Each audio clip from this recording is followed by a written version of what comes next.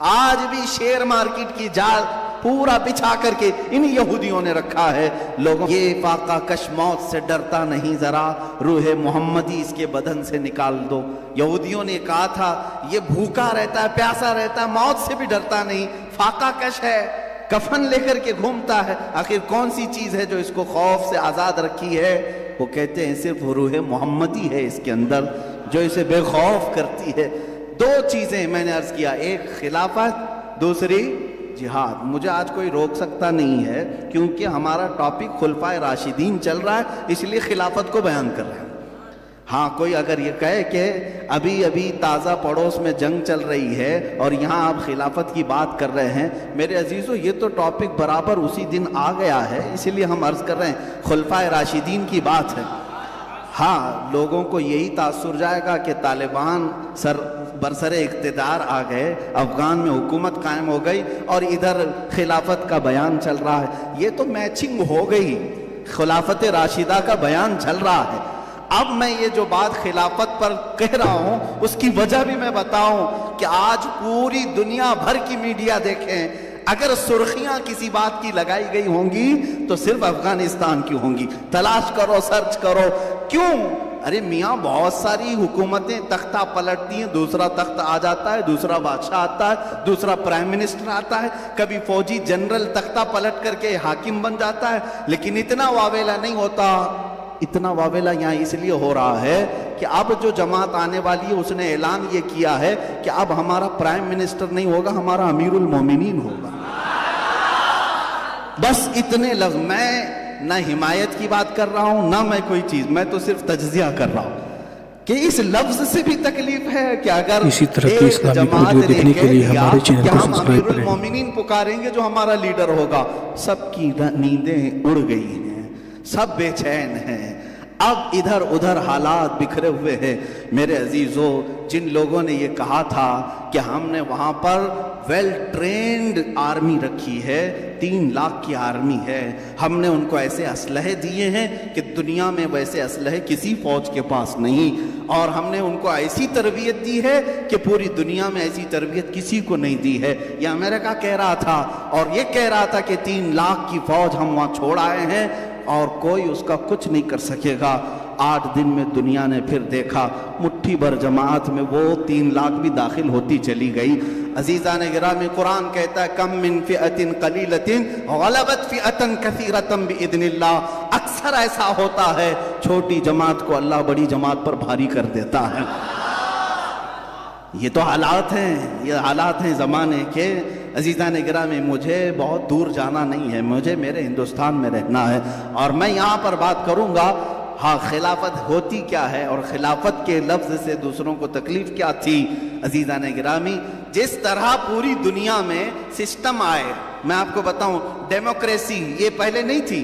Democracy ایک system لایا گیا کہ جمہوریت for the people, by the people, to the people, اس طرح سے کہہ کر کے کہ یہ صرف اور صرف انسانوں کے بیچ میں ہوگا، آپ کے لیے ہوگا.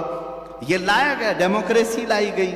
اس سے پہلے اور بھی نظام آئے، کمیونسٹ پارٹی، کمیونزم آیا، مارکسزم آیا اور سوشلزم آیا، سرمایہ دارانہ نظام آئے الگ الگ. رشیا میں جو انقلاب آیا تھا وہ الگ، لینن کا انقلاب. آپ دیکھیں یہ الگ الگ سسٹم لائے گئے، کبھی ڈیموکریسی لائی گئی، کبھی سوشلزم لایا گیا، کبھی کمیونزم لایا گیا.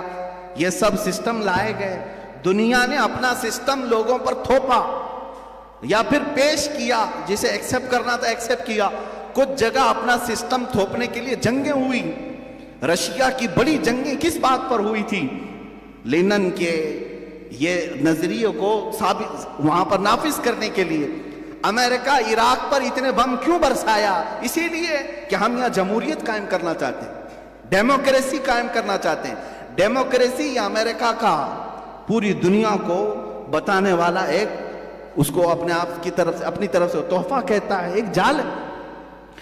وہ سسٹم پیش کر سکتے ہیں پوری دنیا میں کہ یہ ڈیموکریسی ہے، یہ کمیونزم ہے، یہ سوشلزم ہے، یہ مارکسزم ہے. لیکن ہم کو یہ اختیار نہیں ہے کہ ہم خلافت کا نظام کہیں پیش کر سکیں. ہاں یہ دنیا کا دگلاپن ہے. تم اپنے سارے سسٹم پیش کر سکتے ہو لیکن جب ہم کہیں گے کہ خلافت تو چڑ جائیں گے. کہا یہ کیا ہوتا ہے؟ ہم کہتے ہیں یہی نظام مصطفیٰ ہوتا ہے، یہ نظام مصطفیٰ ہوتا ہے. خلافت کے معنی بہت اہم ہیں، بہت اعلیٰ ہیں میرے عزیزو. اگر خلافت کے نام پر کسی نے غلط خلافت کی ہے تو میں اس کا حوالہ نہیں دوں گا، میں اس خلافت کی بات کروں گا جو صدیق اکبر نے کی ہے، عمر فاروق نے کی ہے، عثمان ابن عفان نے کی ہے، حیدر کرار نے کی ہے، عمر ابن عبدالعزیز نے کی ہے رضوان اللہ تعالی علیہ مجمعین. یہ خلفاء ہیں اسلام کے، ان کی تاریخ پڑھ کر کے دیکھ لو. آج کیا تمہارے درمیان یہ جتنے سسٹم لائے گئے، ہم بھی تو ڈیموکریسی کو دیکھ رہے ہیں.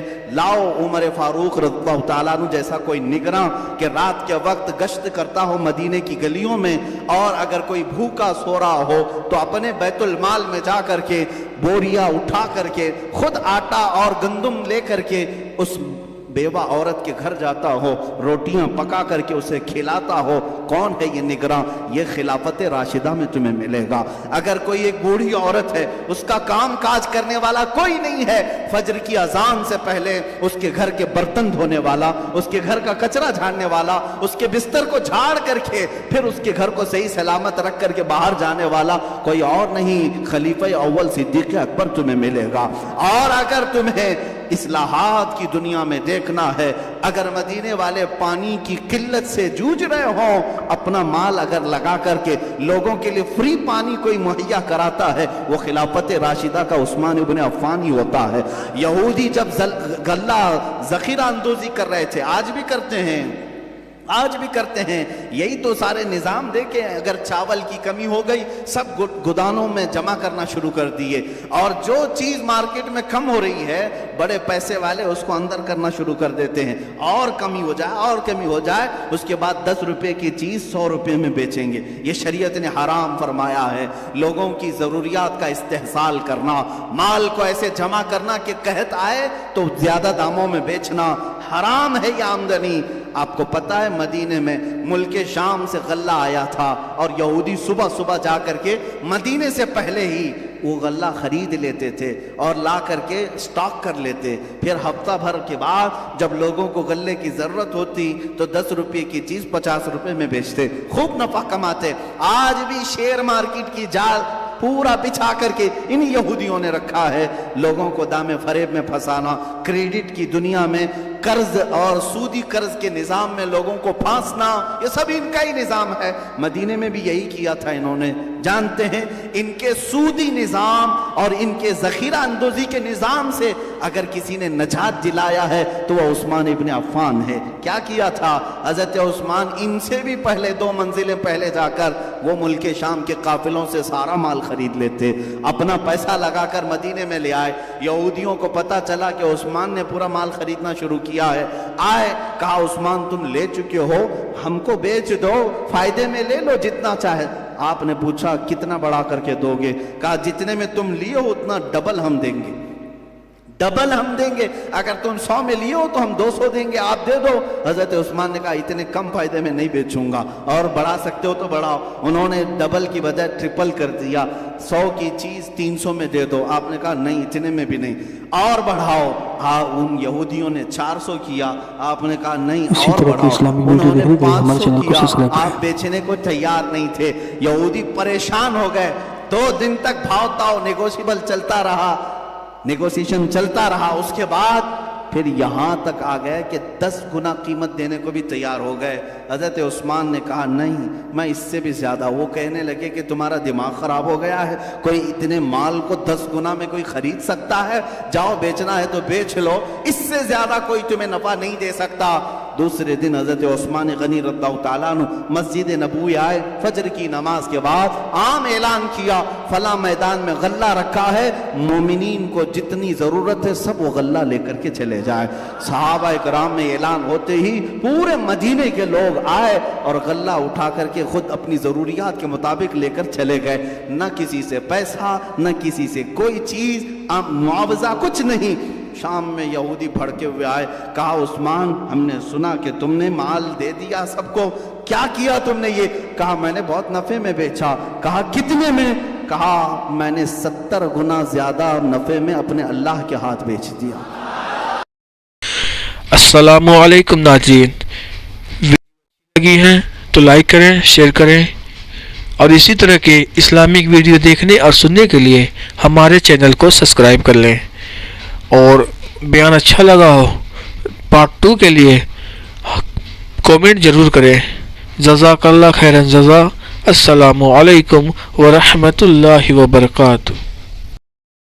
کیوں لوگ یہ کہتے ہیں غم خار نہیں ملتا، کیوں لوگ یہ کہتے ہیں غم خار نہیں ملتا، طیبہ وہ چلا جائے جسے پیار نہیں ملتا۔